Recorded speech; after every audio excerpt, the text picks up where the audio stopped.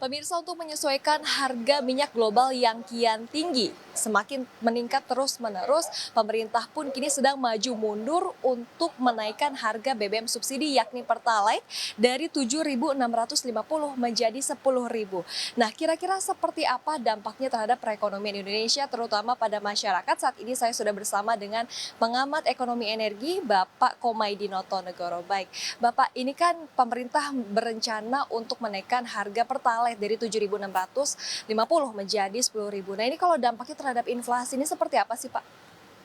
Iya, yang perlu diantisipasi adalah sektor konsumsi di kita ini kontribusinya cukup besar terhadap GDP Indonesia.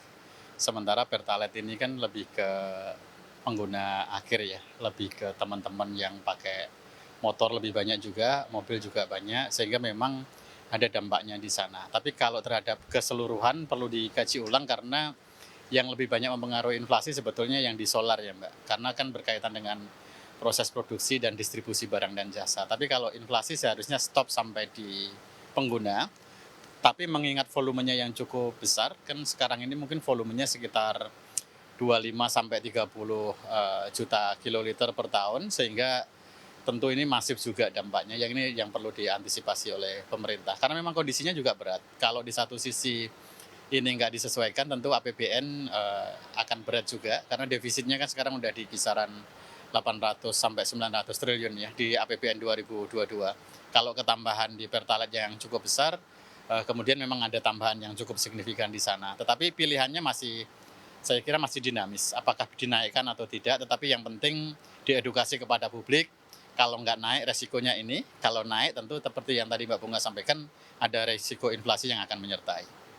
Pak, kalau bicara soal APBN ini kan dilihat bahwa target defisit dari pemerintah ini kan 4,5% ya, Pak ya.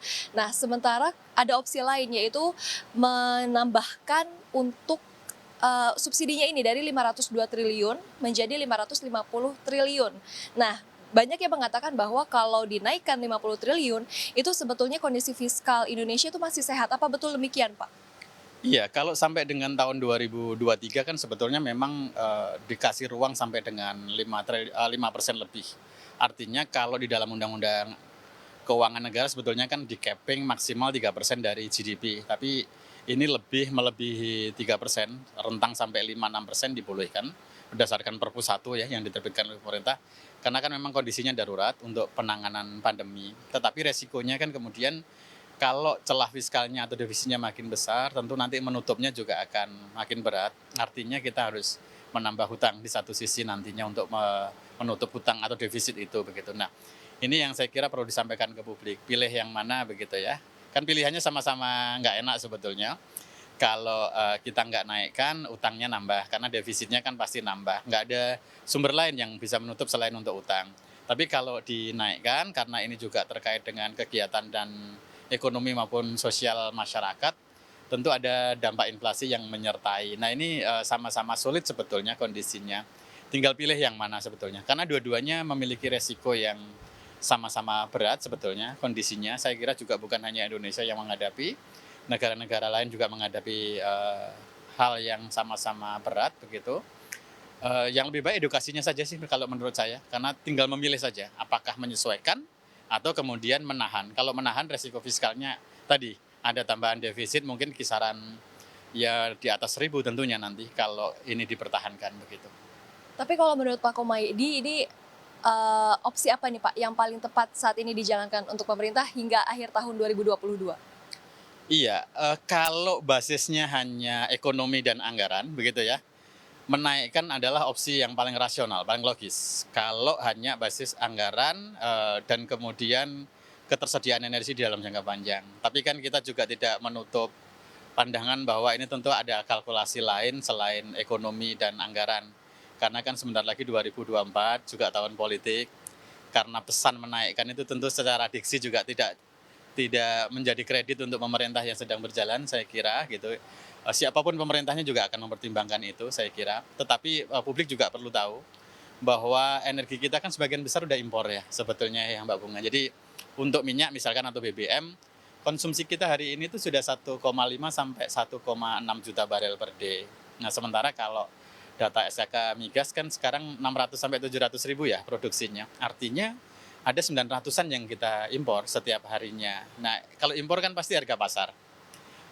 Publik juga bisa cek datanya sudah sangat terbuka. Harga BBM setara Pertalite yang RON 90, nggak perlu jauh-jauh, cek di non Pertamina itu udah kelihatan. Mungkin kisarannya udah 14-15 ribu. Nah, sementara kan pemerintah menyuruh Pertamina untuk jual di 7.650. Kalau 15 ribu kan berarti ada separuh ya. Separuh sendiri yang harus disubsidi oleh pemerintah. Dan tadi volumenya 30 juta kiloliter. 30 juta kiloliter artinya 3 miliar liter.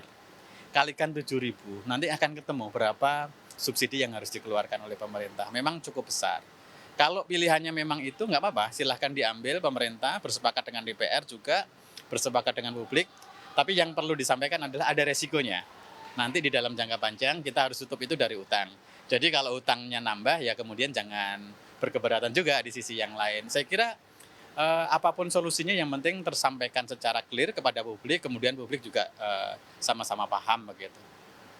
Baik, Pak Komedi, terima kasih banyak atas waktunya bersama dengan CNBC Indonesia. Pemirsa, itu dia perbincangan kami bersama dengan pengamat ekonomi energi Pak Komaydi Notonegoro. Dan memang saat ini Presiden Jokowi telah membuka suara soal terkait dengan gonjang-ganjing adanya kenaikan harga BBM bersubsidi menjadi Rp10.000. Hingga saat ini Presiden Joko Widodo menekankan bahwa pemerintah masih harus menggodok aturan tersebut karena ini merupakan hajat dari banyak orang. Dari Jakarta, Bunga Cinka, Adiandono, CNBC Indonesia.